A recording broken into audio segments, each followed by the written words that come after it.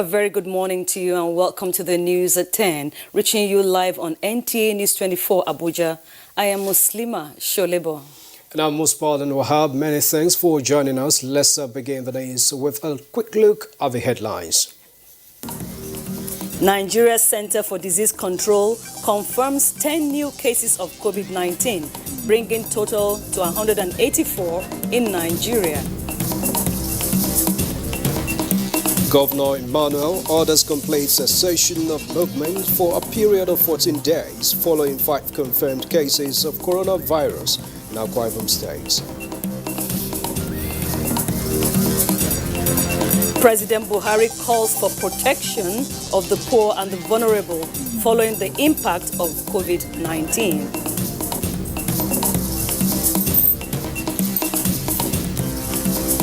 Prepare for possible upsurge of coronavirus pandemic. Presidential Task Force on COVID-19 tells state governments.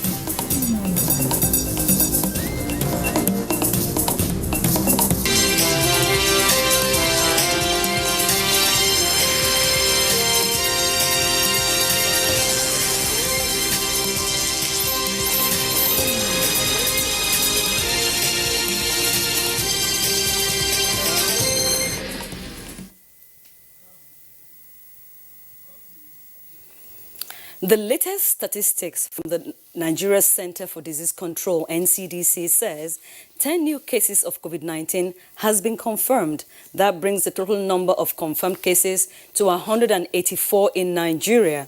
7 of the new cases are in Lagos and 3 in the FCT. Breakdown now has 98 in Lagos, 38 in the FCT, 14 in Osun, 8 in Oyo State, 5 in Akwa Ibom, 4 each in Ogun, Edo and Kaduna states, 3 in Bauchi, 2 each in Enugu and Ekiti, and 1 each in Rivers and Benue states. Meanwhile, the Lagos State Governor, Babajide Sanwo-Olu, has announced the discharge of 11 more COVID-19 patients from the mainland hospital, Yaba, bringing the number of discharged patients to 18 since the index case was reported. He confirmed that they have fully recovered and tested negative to the virus and have been allowed to return to their families. In a press release, the governor said the discharged patients include 2 females and 9 males. The governor thanked the frontline health workers who took care of the patients as well as members of the Lagos State Health Family and the Emergency Operations Center for their resilience and diligence in the face of the daunting challenges confronting the state in containing the spread of the pandemic. He, however, warned all the key players in the fight against the virus that time is not ripe for relaxation, urging them to maintain vigilance to protect communities from infections. The Nigerian government ordered a lockdown for the FCT, Lagos and Ogun states in a bid to slow down the spread of the coronavirus in Africa's most populous country, while Lagos and the Federal Capital Territory took effect from the 31st of March, that of Ogun scheduled to commence today, Friday the 3rd of April. Joining us now to give us an on-the-spot assessment of the level of compliance is Lekan Agbonde. Lekan, how are you?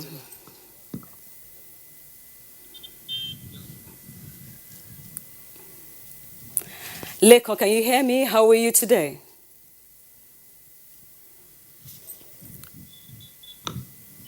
What is life like in Ogun State right now? Thank you, studio. Welcome to Abeokuta, the Ogun State capital. Yes, the state is calm and residents are ready for the lockdown. Everyone is busy purchasing all sorts to stock homes. The banks are witnessing unusual queues as people trying to get money out to keep for some something to buy during this period under review. Meanwhile, motor parks are a beehive of activities with anxious residents trying to connect their people at the villages. Now, do people really understand? With much enlightenment campaign on COVID-19 in the state, efforts being made by everybody in the state to ensure that people are safe. People are appreciative of government efforts to curb the spread of the virus. NTA Abeokuta has also taken the campaign to the doorsteps of people by trying to sensitize them on the essence of washing their hands and ensuring that they keep social distancing. That's good. What you're trying to say now is that the people do really understand what COVID-19 is and why they are being told to stay at home. Now, what is the situation of the security in that region? Are the security agencies ready for this? Yes, the security agencies are ready. They are already doing a lot in the state. The head of security agencies have promised that they will ensure that they enforce the lockdown directive by the president. And they also promised to ensure that they remain civil in their approach. All right now. Right now, Ogun State has 4 cases. What is the situation of healthcare facilities? Are they really on top of the burner?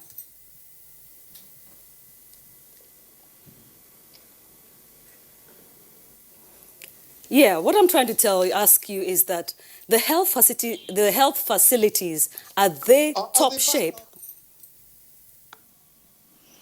On the part of government, conscious efforts are being made with support from churches and individuals who have donated a lot of things like hand sanitizers, safety kits to give to the people, and they have distributed all this to the people across the state. Thank you very much, Lekon. Please stay safe.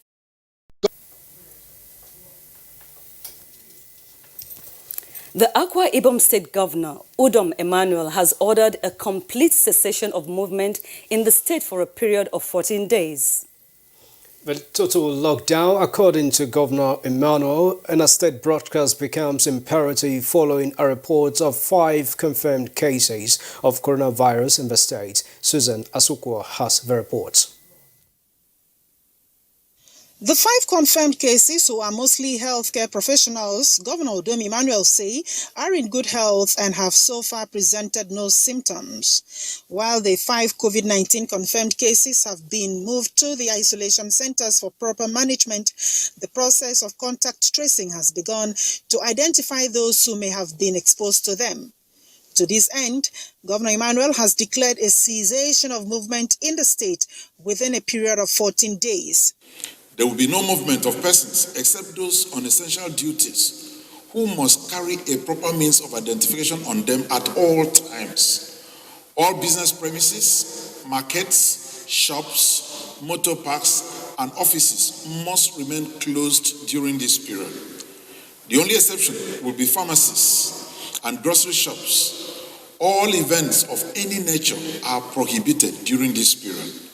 The relevant security agencies have been briefed and they will ensure strict compliance with this directive.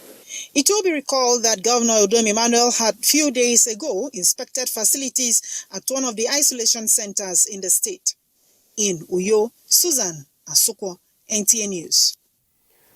Now, it is day 4 of the presidential directive of a lockdown in FCT, Ogun and Lagos states. And the latest coming from the presidential task force is that the marketplaces will be allowed to open between the hours of 10 and 2. Now, let's join our correspondent, Chimobi Water Niger, who is at the Wuse Market here in Abuja. Hello, Chimobi. Can you give us a sense of what is happening there at the Wuse Market? All right, thank you very much, Musbao. Like you rightly said, this is day 4 of the lockdown order by President Muhammadu Buhari. And one of the directives from the Presidential Task Force on COVID-19 is for major markets in both the FCT, Lagos and Ogun State, to be locked down except for neighborhood markets who are going to be giving essential services to people who are living within that particular neighborhood. Of course, you know that this is, in its bid to reduce movement of people from one place to another, so that even if you need to get to the market, the market should not be very far from where you're going. And today we are here at the Wuse market here in Abuja, the nation's capital. And it's a major market here in Abuja. From whatever part of Abuja you are coming from, Wuse market is quite central. But there seems to be a lot of activities already going on. You see vehicular movement, people coming in to make their purchase inside the market. Even though there seem to be stringent measures in place to ensure that whoever is coming in comes down from the vehicle to wash his or her hands or make use of the sanitizers before allowing the person entrance into the market. But hey, this seems to be a flagrant disregard of the presidential instruction given by the task force on COVID-19. And you see people still making use of the market instead of using the major markets. And in Abuja, there are a lot of neighborhood markets that have been put in the satellite towns in Abuja. You know, Kubwa has one, Gwarimpa has one, Guzape has one, and every part of Abuja has a neighborhood market that could serve as markets that will provide these needed services. And of course, right behind me, if the camera can give you a clue of what is happening, you could see security people well positioned there, unlike what we saw yesterday where the security services seemed a little bit porous and people could move around freely. The security services are there ensuring that whoever is coming, you first of all identify yourself as an essential services provider before you are allowed to pass. And this is what we saw in different parts of the metropolis where we went through today. And it's quite commendable, Musbao. Thank you very much, Chimobi. Thank you so much. Please stay safe. We'll go on a short break now. When we come back, we'll have more stories.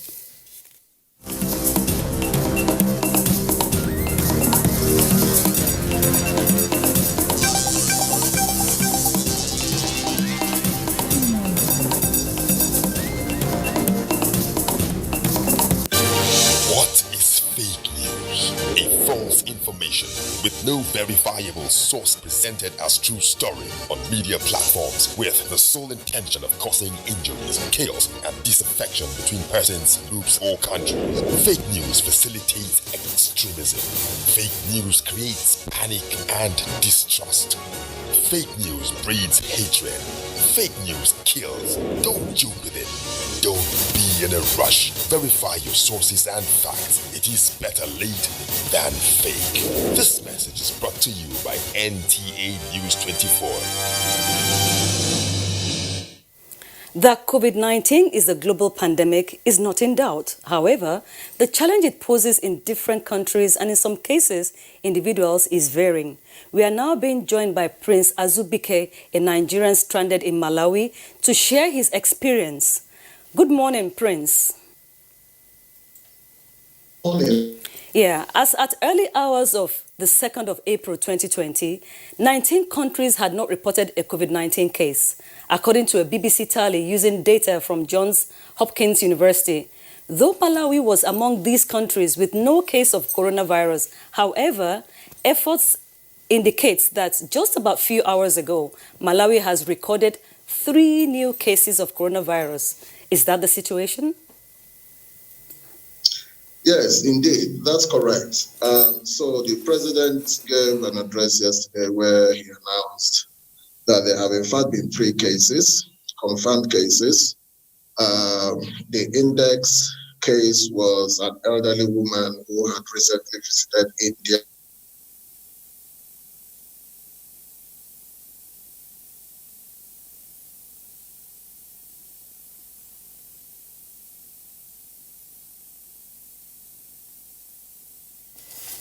Sorry for that loss of audio. We'll bring him back much later.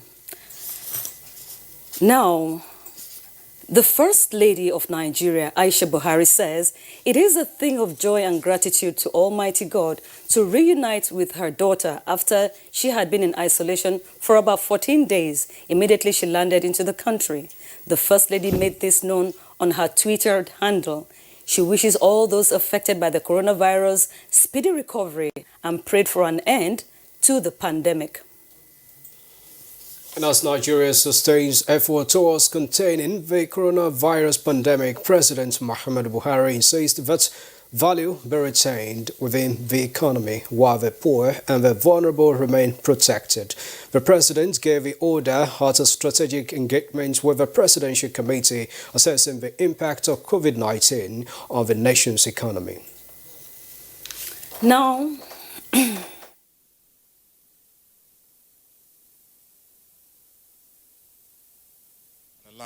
the COVID-19 crisis on the economy, the various intervention measures introduced by government, as well as further steps to be taken in the best interests of Nigeria and Nigerians. Speaking to NTA News after the closed-door meeting, Finance Minister Zainab Ahmed said discussions also centered on the negative consequences of the lockdown on the economy, especially small businesses, and what needs to be done to mitigate such. His directive is make sure salaries are paid, make sure critical infrastructure projects like roads, rails are protected.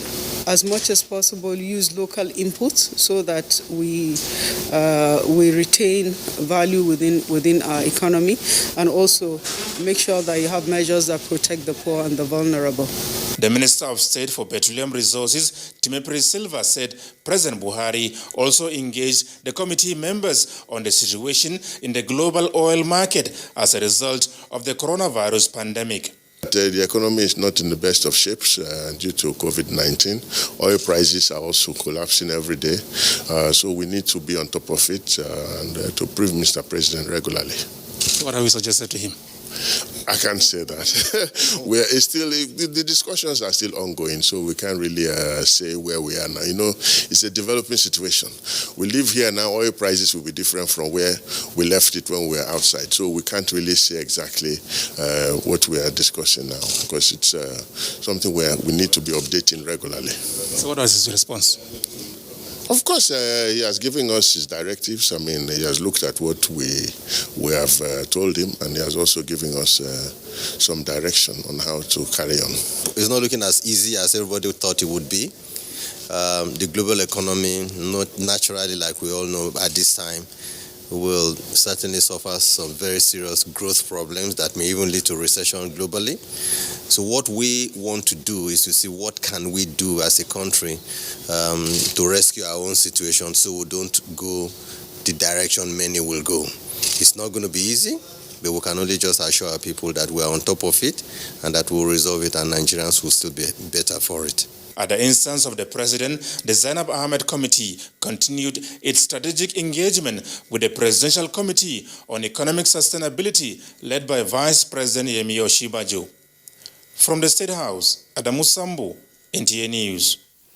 Now we'll join Prince Azubike in Malawi. Now, Prince Azubike, though Malawi was among these countries with no case of coronavirus, however, reports indicate that just about a few hours ago, Malawi has recorded 3 new cases of coronavirus. Is that the situation there? Yes, indeed. That's very correct. This was yesterday. The president notified the nation and indeed the international community that 3 people had tested positive for the virus. The index case was an elderly woman who had traveled home to India and returned back to the country about 14 days ago, I understand. Upon her return, she had observed the protocols, so she was in self-quarantine. But sadly, members of her household who apparently had come in contact with her also, 2 of them contacted the virus as well. So those are the 3 cases that have been made public so far that are confirmed cases. However, I must be quick to add that, some of us have always believed, even before this announcement was made, that Malawi, like a few other countries, not having reported any actual cases, couldn't have been because there aren't any cases, or primarily because there haven't been any testing. So without tests, you really can't say if, the cases are present or not. All right, Prince, I can imagine being stranded in transit. You have a very peculiar experience there. So for better understanding, can you tell us briefly about this? So I came in here about 6 weeks ago on a business supposed to come back to Lagos last weekend. But I think about 2 weeks ago, when all the restrictions and airport closures started, my flight was cancelled. So initially, I was hoping that before it was due for me to return, I'd be able to sort out the flight. But I am today in a situation where I haven't been able to find another flight. There are no flights going out of Malawi at the moment. And when I check online or wherever, I actually don't see any flights even for the rest of the month of April. So right now, I am stranded here, and I have absolutely no idea, how long this is going to go for, because we just don't know for how long the restrictions will remain. Airlines who try to keep their planes in the air also to take them down because there just isn't enough traffic to justify putting planes there. So it's really a pretty dire situation. My family is in England. I can't return to Lagos. I can't return to the UK. I'm just stuck here for God knows how long. That is a very serious situation. Now, the question is, with this situation, were you able to get across to the Nigerian embassy in Malawi? And what about the issue of visa expiration? Is that going to be a problem for you? Well, thankfully, my visa remains valid till September. So on the visa side, I'm still covered. In terms of getting across to the embassy in Malawi, there isn't that much I've been able to do in that regard. Now, I'm in Blantyre. The embassies are in Lilongwe, which is the capital of the country. Lilongwe is about 4 hours by road. I haven't been able to reach anyone via telephone. Frankly, I'm dreading making a road trip to Lilongwe. But I'm getting to a point now where I have to do anything I can. I just have to find a way to see if there's any solution that I can procure. All right, Prince Zubike, I do not envy you at all. We hope you find a way around that situation. Please stay safe. Now, moving on, the Economic Sustainability Committee, headed by Vice President Yemi Osinbajo, held its inaugural meeting this Thursday in Abuja. The committee, recently constituted by President Muhammadu Buhari, is looking into how to develop and implement strategies to alleviate sufferings of Nigerians at this time. State House correspondent Jide Onifade tells you more. The Economic Sustainability Committee, recently constituted by President Muhammadu Buhari, is looking into how to develop and implement strategies to alleviate sufferings of Nigerians at this time.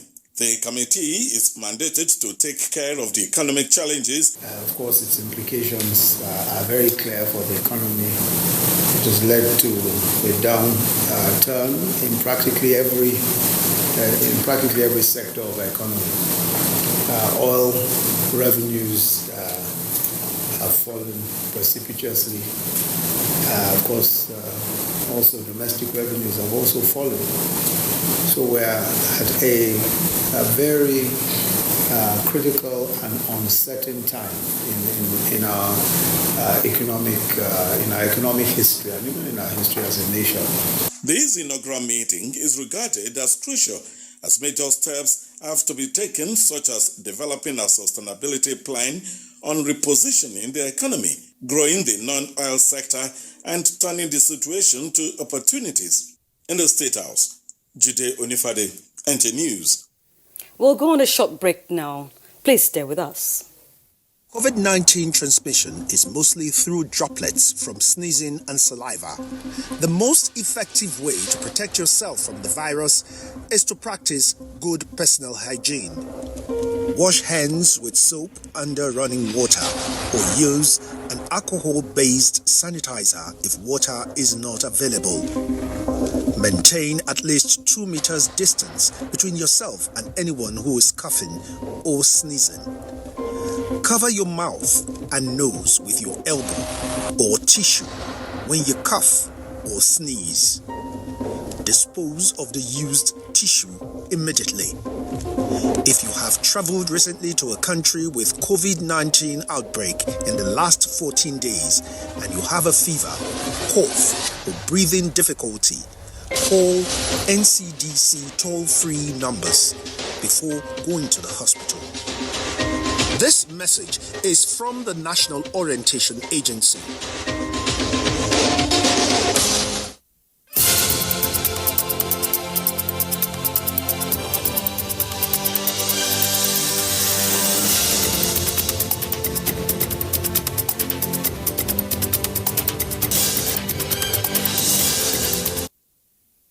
Now, beyond the tragic health hazards and human consequences of the coronavirus pandemic, the economic uncertainties and disruptions have resulted in a significant cost to the global economy. Indeed, this has also been revealed from the preceding report. However, to further elaborate on this economic uncertainties in respect to Nigeria's situation, we have Paul Alaje, an economist. Thank you very much, Paul, for joining us. Okay, Paul is not available, so we'll go to our next story. As part of a coordinated national response strategy to the COVID-19, state governments have been mandated to prepare a 300-bed facility to be used for isolation and treatment of COVID-19 patients should there be an upsurge of the pandemic in the country. Chairman of a presidential task force and secretary to the government of a federation, Boss Mustafa, conveyed this presidential directive during Thursday's briefing in Abuja. Mitaire Ipen reports. As COVID-19 cases begin to rise in the country, the Presidential Task Force is rolling out more strategies for testing, treatment and containment of the pandemic, including the need for more treatment and isolation centers at the state levels. It is important that states, whether in the front line where cases have been reported or where cases have not been reported yet, to intensify the preparation of facilities that will help in the event of a surge. Either a hotel or other facilities that are available to them, a place where they can provide basic nursing and other required procedure. The Presidential Task Force shall intensify consultations with the governors and other state agencies to achieve the much-needed collaboration. On our contacts, we have traced and are monitoring 71% of all of them. By the end of today, that percentage will increase. Lagos, Abuja disinfection is ongoing because we have more cases in these areas. The task force, however, warned that circulation of fake news is a threat to government's containment of the pandemic. So far, the Presidential Task Force has not received any donation directly in terms of cash for this exercise. We appreciate the effort of the private sector in helping us, and they will be providing us with commodities. But the money that they are currently collecting will not come to government. It's a separate bank account. It's been trending on the social media that the equipment and aid that we receive from China, from Jack Ma, they've all been infected with the virus. This is not true. In view of the prevailing global shortages of particular commodities like masks and protective gowns and even of ventilators, we are going to have conversations with the Ministry of Industry, Trade and Investment to look for indigenous producers, indigenous manufacturers. We just started the program of this cash transfer. No section of this country is going to be marginalized. In compliance with international treaty and law, we cannot deny our citizens entry to our nation. Nigerians in affected lockdown states were advised not to abuse the 4-hour period to purchase food supplies. We don't expect people to travel long distances in order to obtain food. We expect that there will be markets that will sell food or shops that will sell food, groceries, etc. close to them. The task force assured health workers and other frontline responders in the fight against COVID-19 of adequate protection, while appealing to Nigerians that the restrictions are not punitive, but to safeguard the health and wealth of the nation. In Abuja, Mitaire Ikben, NTA News. Now we have Paul Alaje, an economist, back with us. So, Paul, COVID-19 has taken its toll on the global demand for oil. In respect to that and other prevailing circumstances, what really is the implication of COVID-19 on the Nigerian economy at this moment? Well, the Nigerian economy before COVID-19 was growing above 2%. According to the last quarter report by National Bureau of Statistics, Nigeria had positive growth of about 2.55%. Earlier this week, the IMF have declared that the world is already in a recession. Recall that as we speak, the global organization, talking about IMF, World Bank, among others, has said United States has lost about 10% of the GDP. So as we speak now, what Nigeria is faced with, currently we are on lockdown, global oil prices is going down.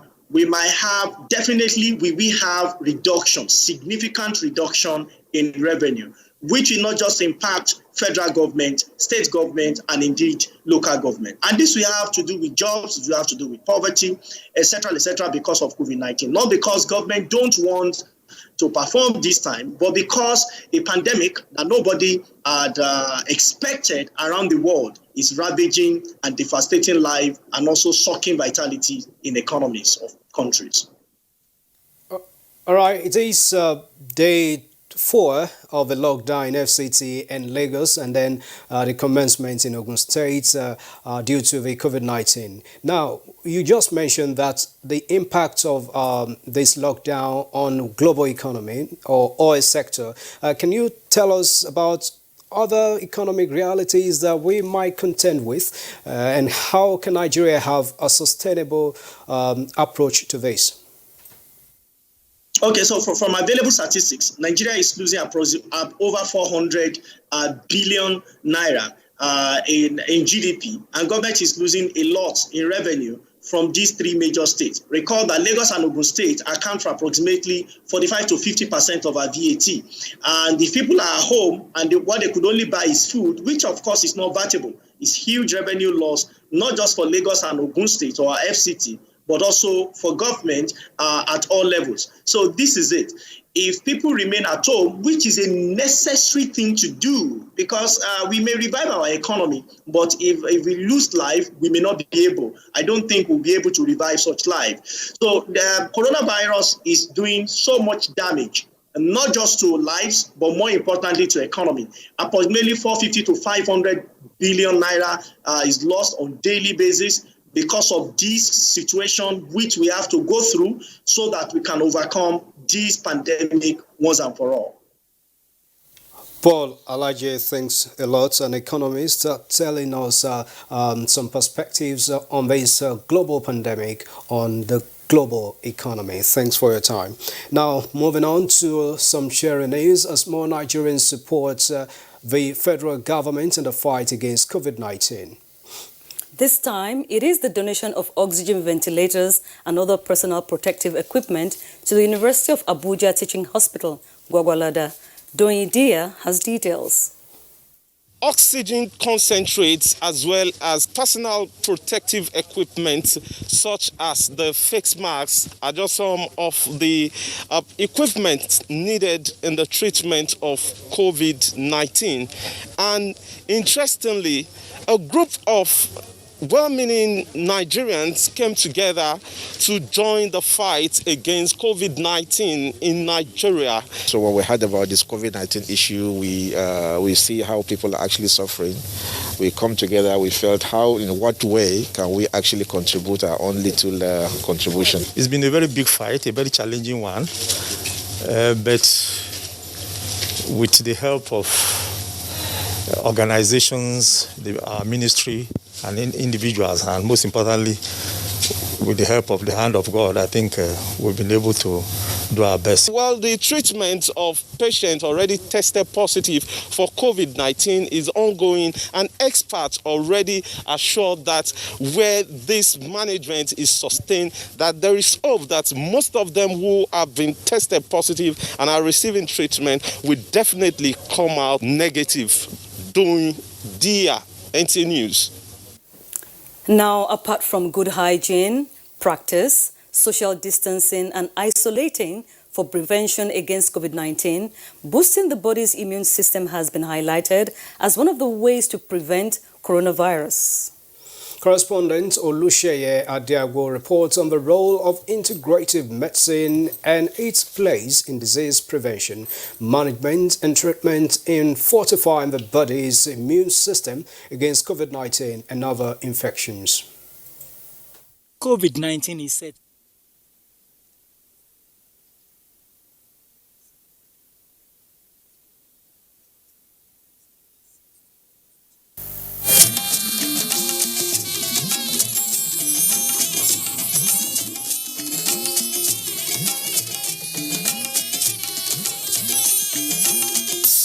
This is the network service of the NTA.